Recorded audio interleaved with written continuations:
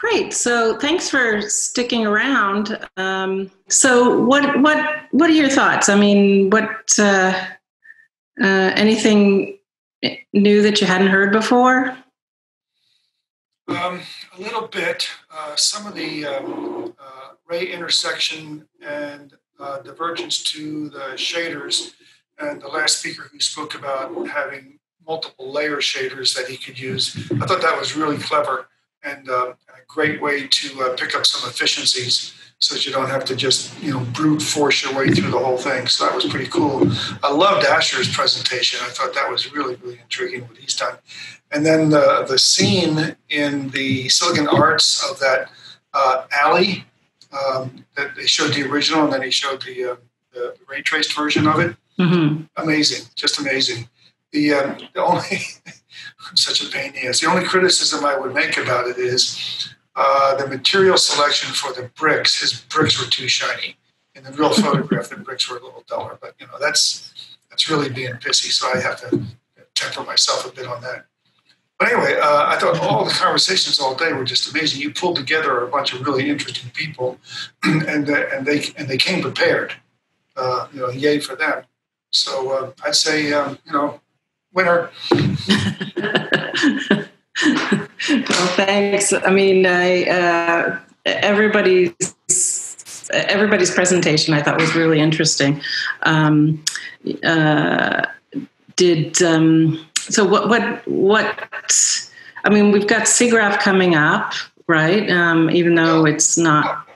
We're not. It's fully virtual, canceled. Yeah, well, I mean, it's virtual, but it's still how they're going to do it yet. It's a heartbreaker for me because for the past 17 years we've had our Siggraph luncheon. I know. And, this breaks our streak. Well, I think a lot of streaks are broken here this year. Yeah. But so, I mean, what are your thoughts with with where, like, from a consumer perspective, what do you have any thoughts on, like, our consumer, what am I trying to say? Are the consumers sort of in line with where the technology actually is? That's a definitional question. Who and what are you calling a consumer? There's the leading edge folks, early adopters, and you know how that curve looks. So the bleeding edge early adopters, which I would consider to be the high end gamers, they're totally on board. They get it. They bitched and moaned about the first generation of NVIDIA boards that came out. The drivers weren't quite up to snuff yet. NVIDIA fixed all that, and now they are advocates of it.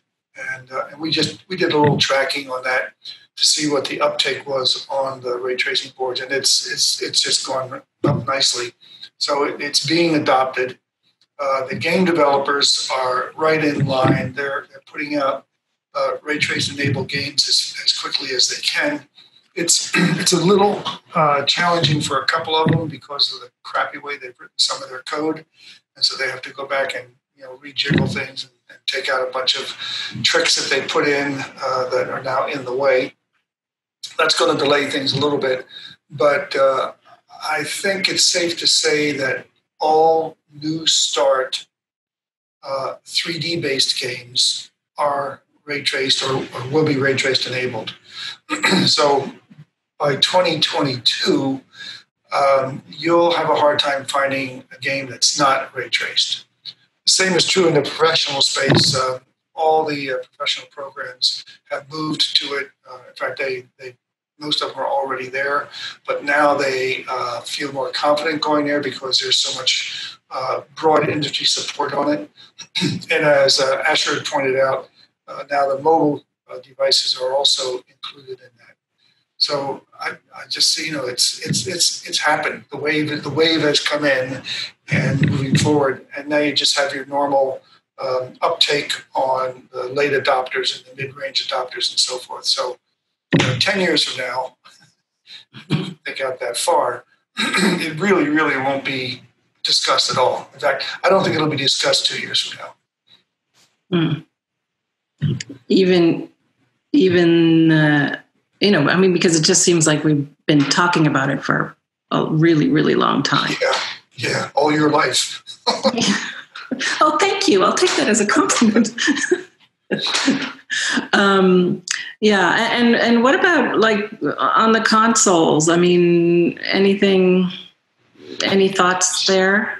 It's a TBD because we've gotten snippets from Sony as to what they're doing. We've gotten really nothing from AMD as to what they have done for Sony and Microsoft. So it's going to have to be a wait and see type thing. However, Sony has reported a whole host of new games, some of them very exclusive, by the way, that are coming out on the PS5, and something like 80% of them, at least 80%. Are coming out with ray tracing capability. Now, mind you, that's going to be hybrid ray tracing. It's not going to be full scene ray tracing. It's going to be this piece and that piece and so forth, just like Asher was pointing out in their demo.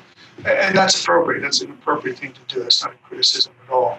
It's a little bit more upfront work for the game developers. But the fact remains is it's going to be all ray tracing. One of the games that will really show ray tracing off well, more so than a first-person shooter, are the racing games. And the racing games have a couple of advantages in the way they behave. Is that, first of all, they operate in a window. You get full screen, but most of it is just the texture mapping. But in the window, where you can see the actual car, or you can see the dashboard, which is a nice constrained area, then they're going to be full ray tracing.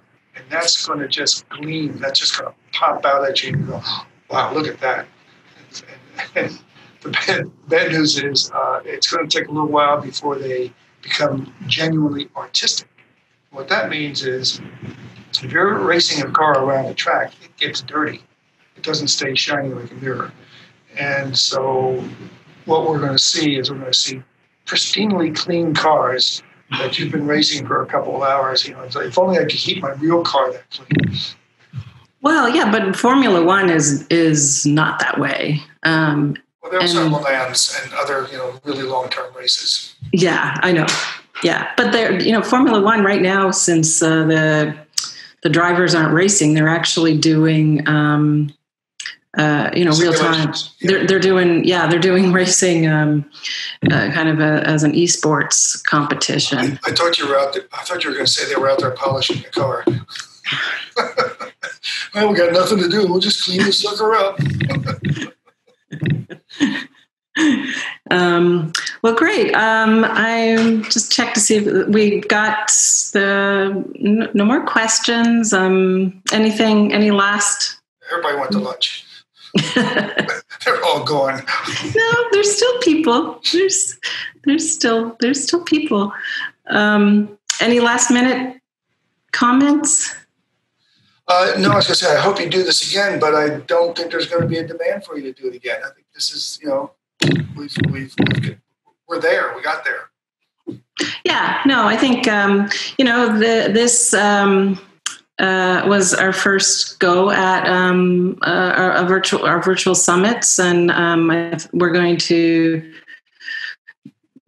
do more of them in the future in different topics. So we're excited about that. We had a few glitches along the way today. Thanks for your patience with your keynote. But it was really great. And thank you so much, Jon, for being involved and presenting. One of my favorite subjects. Happy to do it. Appreciate it. Well, with that, I think we'll just sign off, everyone. Thank you so much for joining us, and have a great day. All right, y'all. Bye. Bye.